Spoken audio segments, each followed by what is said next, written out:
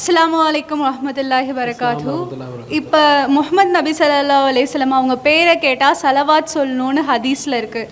இப்போ நம்ம ஒரு பயானுக்கு போகிறோன்னா அடிக்கடி ரிப்பீட்டடாக நபி ஸல்லல்லாஹு அலைஹி வஸல்லம் அவங்க பேர் வருதுன்னா நம்ம சலவாத் எத்தனை வாட்டி கேட்குறோமோ சொல்லிகிட்டே இருக்கணுமா? முஹம்மது ரசூலுல்லாஹி ஸல்லல்லாஹு அலைஹி வஸல்லம் அவர்களுடைய பெயரை கேட்டால் சலவாத் சொல்வது அவசியமா? எத்தனை முறை கேட்டாலும் அத்தனை முறை சொல்வது அவசியமா என்று கேட்குறாங்க. அதற்கு காரணம் என்னென்னா, சில ஹதீஸ்கள் அப்படி வந்திருக்கிறது.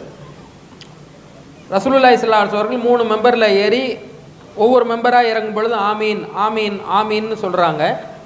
நீங்கள் ஏன் 3 மெம்பர் இறங்கும் பொழுது ஆமீன்னு சொன்னீங்கன்னு கேட்கும் பொழுது, முதல் மெம்பரில் நான் இறங்கும் பொழுது ஜிப்ரீல் வந்தார், அப்போது ஒரு பிரார்த்தனை செய்தார், அந்த பிரார்த்தனைக்கு நான் ஆமீன் சொன்னேன்.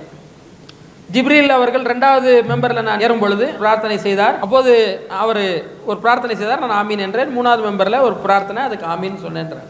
அதில் யார் என் மீது சலவாத்து சொல்லவில்லையோ, என் பெயர் கூறப்பட்டு நினைவு கூறப்பட்டு அப்போது யார் சலவாத்து கூறவில்லையோ அவர்கள் நாசமாகட்டும் என்று அவர் கேட்டார். நான் ஆமீன் என்றேன். வயது முதிர்ந்த பெற்றோர்களில் இருவரோ அல்லது ஒருவரோ இருந்து அவர்களை யார் சொர்க்கம் போகவில்லையோ அவர்கள் நாசமாகட்டும், பராமரிக்காதவர்கள் நாசமாகட்டும் என்று ஜிப்ரீல் கேட்டார். நான் ஆமீன் என்றேன். யாருக்கு ரமலான் மாதம் கழிந்து விடுகிறதோ, ஆனால் அவனிடத்தில் எந்த விதமான மாற்றமும் ஏற்படவில்லையோ அவன் நாசமாகட்டும் என்று அவர் கேட்டார். நான் ஆமீன் சொன்னேன் என்று 3 பிரார்த்தனை வருது. அப்போ இதில் முகமது ரசூலுல்லாஹ்வுடைய பேர் நினைவு கூறப்பட்டால் அங்கே ஸலவாத்து சொல்லணும், சொல்லாதவர்கள் நாசமாகட்டும் என்ற கருத்தில் ரசூலுல்லாஹி ஸல்லல்லாஹு அலைஹி வஸல்லம் ஹதீஸை பார்க்குறோம். இன்னொரு ஹதீஸ் வருது, யார் என்னுடைய பேர் கூறப்பட்டு ஸலவாத்து கூறவில்லையோ அவர்தான் கஞ்சன், கஞ்சனாக அவர் இருக்கிறார் என்றெல்லாம் ஹதீஸ் இருக்கு. ஆதாரப்பூர்வமான ஹதீஸ் தான் இதெல்லாம். அப்போ ரசூலுல்லாஹ்வுடைய பேர் கேட்டால் நாம் ஸலவாத் சொல்றது அவசியமா என்று கேட்டால், இந்த ஹதீஸ்களை கவனித்து பார்த்தால் அது அவசியம்தான் என்பதை நம்ம அறிய முடிகிறது. ஆனால் நபி ஸல்லல்லாஹு அலைஹி வஸல்லம் அவர்கள் குறிப்பிட்டு எந்த இடத்துல வலியுறுத்தி சொல்லியிருக்காங்கன்றதை பார்க்கும் பொழுது, பாங்கு சொல்கிறோம்ல, பாங்கு சொன்ன பிறகு ரசூலுல்லாஹ் தன் மீது ஸலவாத் சொல்லுமாறு சொல்லியிருக்கிறாங்க. பாங்கு முஅத்தின் பாங்கு சொல்லுவார், அல்லாஹ் அக்பர் சொல்லும்பொழுது நம்ம அல்லாஹ் அக்பர் சொல்லணும். முஅத்தின் அஷ்ஹது அன் லா இலாஹா இல்லல்லாஹ் சொன்னால் நம்ம அஷ்ஹது அன் லா இலாஹா இல்லல்லாஹ் சொல்லணும். முஅத்தின் அஷ்ஹது அன்ன முஹம்மது ரசூலுல்லாஹ் சொன்னால் நம்ம அஷ்ஹது அன்ன முஹம்மது ரசூலுல்லாஹ் சொல்லணும். ஒரு ஹய்யா அலஸ் ஸலா சொல்லும்பொழுது லா ஹவுல வலா குவத்த இல்லா பில்லாஹ் சொல்லணும். ஹய்யா அல் ஃபலா அப்படின்னு சொல்லும்பொழுது லா ஹவுல வலா குவத்த இல்லா பில்லாஹ் சொல்லணும். அப்படி அல்லாஹ் அக்பர் லா இலாஹா இல்லல்லாஹ் அதே மாதிரி சொல்லிட்டு, அதுக்கு பிறகு ஸலவாத் ஒரு முறை சொன்னால், ரசூலுல்லாஹ் மேலே ஒரு முறை ஸலவாத் சொன்னால் அல்லாஹ் 10 முறை அருள் புரிவதாக ரசூலுல்லாஹ் சொன்னார். மன் ஸல்லா அலைய ஸலாத்தன் ஸல்லல்லாஹு அலைஹி அஷ்ரா, யார் என் மீது ஒரு முறை ஸலவாத் சொல்கிறானோ அவனுக்கு 10 முறை அல்லாஹ் அருள் புரிவதாக ரசூலுல்லாஹ் சொன்னார். அப்போ அந்த இடத்துல அஷ்ஹது அன்ன முஹம்மது ரசூலுல்லாஹ்ன்ற வாசகமும் வருது. பாங்கில் என்ன வருது? அஷ்ஹது அன் லா இலாஹா இல்லல்லாஹுக்கு பிறகு அஷ்ஹது அன்ன முஹம்மதன் ரசூலுல்லாஹ்னு வருதா இல்லையா?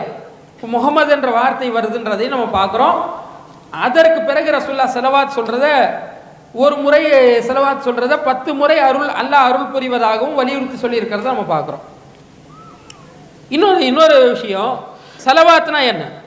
முஹம்மதுன்னு பேர் வந்த உடனே அல்லாஹும்ம ஸல்லி அலா முஹம்மதின் வஅலா ஆலி முஹம்மதின் கமா ஸல்லைத அலா இப்ராஹீம் வஅலா ஆலி இப்ராஹீம் இன்னக ஹமீதும் மஜீத் அல்லாஹும்ம பாரிக் அலா முஹம்மதின் வஅலா ஆலி முஹம்மதின் கமா பாரக்த அலா இப்ராஹீம் வஅலா ஆலி இப்ராஹீம் இன்னக ஹமீதும் மஜீத்.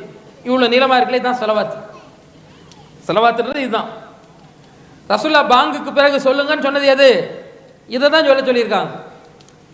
அப்போது சுருக்கமாக ஷார்ட்டாக சொல்லலாமா என்றால், பாங்குக்கு பிறகு ஷார்ட்டாக சொல்ல முடியாது. மற்ற நேரத்தில் இப்போ நான் முஹம்மது அப்படின்ற வார்த்தை நான் பயன்படுத்துகிறேன்னு வைங்க, ஸல்லல்லாஹு அலைஹி வஸல்லம் என்று சொல்லலாம், ஷார்ட்டாக சொல்லலாம். மற்ற சந்தர்ப்பங்களில் ரசூலுல்லாஹ்வுடைய பேரை நாம் கேட்கும் பொழுது ஸல்லல்லாஹு அலைஹி வஸல்லம் என்று சொல்வதற்கு ஆதாரம் இருக்கான்னு கேட்டால் ஆதாரம் இருக்கு. என்ன ஆதாரம் இருக்குன்னா, குர்ஆன்ல அல்லாஹ் சொல்லி காட்டுகிறான், இன்னல்லாஹ வ மலாயிகத்தஹு யுஸல்லூன அலன் நபி யா அய்யுஹல்லதீன ஆமனூ ஸல்லு அலைஹி வஸல்லிமு தஸ்லீமா. இந்த நபி மீது அல்லாஹ் அருள் புரிகிறார், வானவர்கள் அருளை கேட்கிறார்கள். எனவே ஈமான் கொண்டவர்களே, நீங்கள் இந்த நபி மேலே சலாத்து சொல்லுங்கள், சலவாத்து சொல்லுங்கள், சலாமும் சொல்லுங்கள் என்று அல்லாஹ் சொல்கிறான். ஸல்லல்லாஹு அலைஹி அப்படின்னு சொன்னால் சலவாத்து, வசல்லம் என்று சொன்னால் சலாம். ஸல்லல்லாஹு அலைஹி என்றால் சலவாத், அவர் மீது சலவாத் உண்டாகட்டும்னு அர்த்தம். அவர் மீதுனா முகமது ஸல்லல்லாஹு அலைஹி வஸல்லம் மீது, ஸல்லல்லாஹு அலைஹி அவர் மீது சலவாத் உண்டாகட்டும், வசல்லம அவர் மீது சலாமும் உண்டாகட்டும் என்ற அர்த்தம். இப்படி ஷார்ட்டாக சொல்லலாமா? சொல்லலாம். இதுக்கு என்ன ஆதாரம்? ஒரு நபித்தோழர் நபி ஸல்லல்லாஹு அலைஹி அவர்களை நேரில் சந்தித்து சொல்கிறாரு, ஸல்லல்லாஹு அலைக்க அப்படின்றார், நேருக்கு நேராக பார்த்து சொல்கிறார். ஸல்லல்லாஹு அலைக்க உங்கள் மீது சலவாத் உண்டாகட்டும் சொல்லியிருக்கார். ஷார்ட்டா, நீளமாக இல்லாமல், அல்லாஹும்ம ஸல்லி அலா முஹம்மதின் அப்படிலாம் இல்லாமல் ஸல்லல்லாஹு அலைக்கன்னு சொல்லியிருக்கார். நமக்கு முன்னாடி ரசூலா இல்லையே, இப்போ படர்க்கையாக தான் நம்ம சொல்லணும். ஸல்லல்லாஹு அலைஹி அவர் மீது சலவாத் உண்டாகட்டும் நம்ம சொல்லிக்கிறதுக்கு ஆதாரம் இருக்கிறது. ஆனால் இதில் ஒரே ஒரு விஷயம் இருக்கிறது. இது கட்டாயமா என்றால் பாங்குக்கு பிறகுதான் கட்டாயம் என்று ஒரு கருத்தும், இல்லை மற்ற எல்லா நேரத்திலையும் முகமதுன்னு பேர் கேட்டால் சலவாத் ஷார்ட்டாவது சொல்லிக்கிறணும், எல்லா நேரத்திலும் சொல்கிறது கட்டாயம்தான் என்ற கருத்து வேறுபாடுகள் இருக்கத்தான் செய்யுது. இந்த ரெண்டு கருத்துக்கள் இருக்கிறது. அதனால சிறப்பான கருத்தாக நம்ம பாங்குக்கு பிறகு முழுமையான சலவாத்து சொல்லக்கூடியவர்களாக இருக்கணும். மற்ற நேரத்தில் முகமது என்ற வார்த்தை நாம் கேட்கும் பொழுது ஸல்லல்லாஹு அலைஹி வஸல்லம் என்ற வார்த்தையை சொல்வது மிகச் சிறப்பான ஒரு அம்சம்தான். அதை நாம் நடைமுறைப்படுத்துவது தான் சிறப்பான ஒரு அம்சமாக இருக்கும்.